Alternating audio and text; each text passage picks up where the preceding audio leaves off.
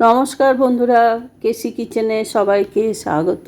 আজ আমি হাজির হয়েছি কুঁদরির একটা রেসিপি নিয়ে। এইরকম কুঁদরির রেসিপি গরম ভাত কিংবা রুটি পরোটা সব জিনিসের সাথে খেতে অপূর্ব লাগে, যদি তোমরা এইভাবে আমার মতো বানিয়ে নিতে পারো। দেখো, রেসিপিতে চলে যায়।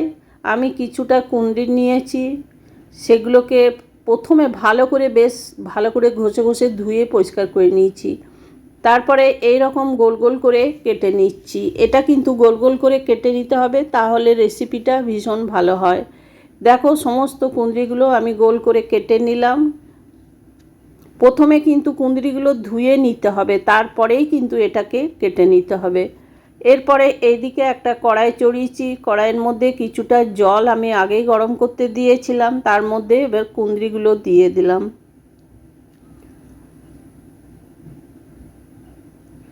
কুঁদরির জলের মধ্যে আমি খুবই হাফ চামচের মতো নুন দিয়ে দিলাম, আর কিছুটা ছোলার ডাল আমি ওইদিকে ভিজিয়ে রেখেছিলাম, সেই ছোলার ডালটাও কুঁদরির সাথে দিয়ে দিলাম।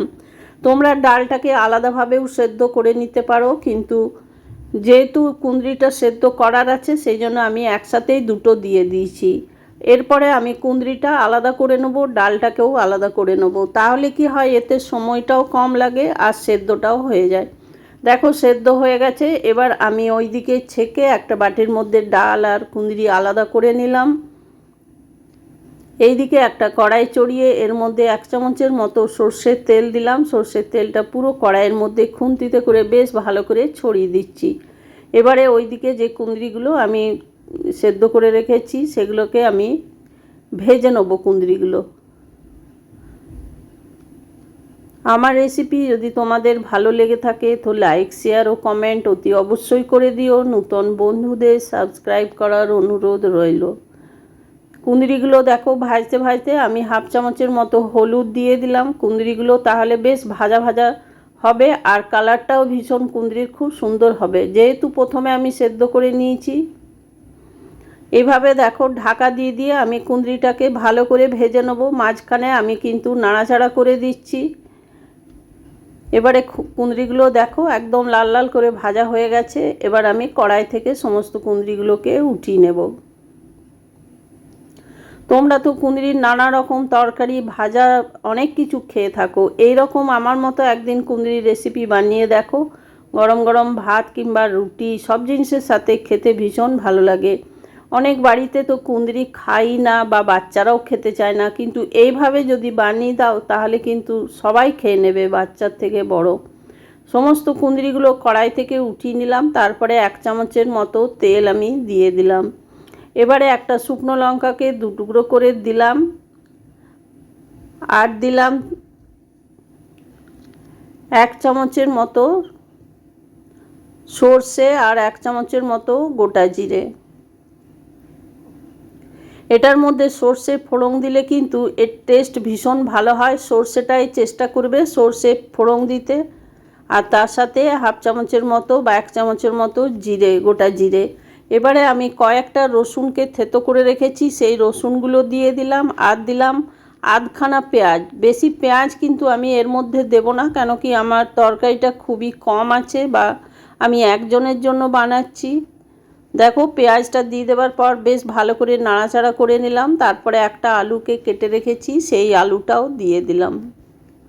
আমি বেশিরভাগ তরকারি কিন্তু কম তেল মশলা দিয়ে করার চেষ্টা করি, আর তোমরা যদি তেলের পরিমাণ বাড়াতে চাও তাহলে তোমরা বাড়িয়ে নেবে। আলুটা দিয়ে দেওয়ার পরে একটু নাড়াচাড়া করে নিলাম। এরপরে আমি নুন দিয়ে দিলাম পরিমাণ মতো। নুনটা দিয়ে দেওয়ার পরে দেখো, হাফ চামচের মতো হলুদও দিয়ে দিলাম। এইবার দিয়ে দিলাম জিরে গুঁড়ো। এটা আমি খুবই সামান্য মশলা দিয়েই বানাবো, তাহলে কুঁদরির তরকারি কিন্তু সামান্য মশলা দিয়ে বানালেই খেতে ভীষণ ভালো লাগে। দেখো, জিরে গুঁড়োটা দিয়ে দেওয়ার পর ওইদিকে আমি একটা টমেটো, 1 ইঞ্চি আদা আর 2-3টে কাঁচা লঙ্কাকে পেস্ট করে রেখেছিলাম, সেই টমেটোর পেস্টটা আমি এর মধ্যে দিয়ে দিলাম। দিয়ে দেওয়ার পরে বেশ কিছুক্ষণ সময় নিয়ে এটাকে কষিয়ে যেতে হবে, যেহেতু এটার মধ্যে আদা আছে। খুব ভালো করে কিন্তু কষাতে হবে, তাহলেই কিন্তু এই রেসিপিটা খেতে ভীষণ ভালো লাগে। আদা রসুন সবই আছে, সেই জন্য মশলাটা বেশ ভালো করে কষিয়ে নিচ্ছি।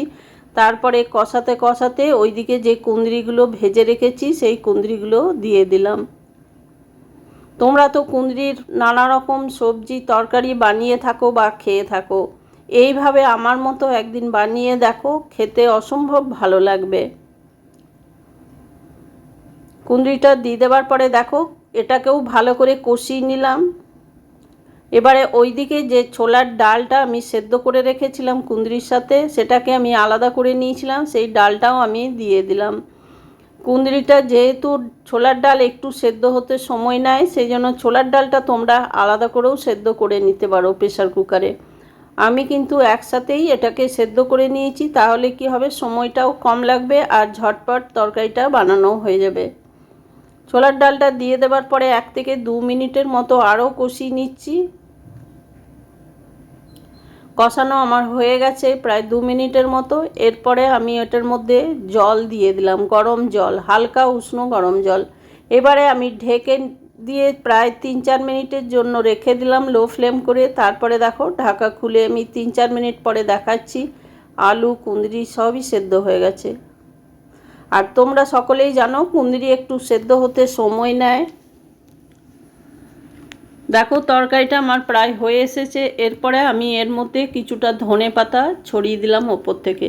তোমাদের যদি হাতের কাছে ধনে পাতা না থাকে তাহলে তোমরা ক্যারি পাতা দিতে পারো, কিন্তু যখন ওই সর্ষে গোটা জিরে ফোড়ন দিয়েছি সেই সময়তেই ক্যারি পাতাটা তেলে দিয়ে ভেজে নিয়ে পুরো রেসিপিটা বানাতে হবে।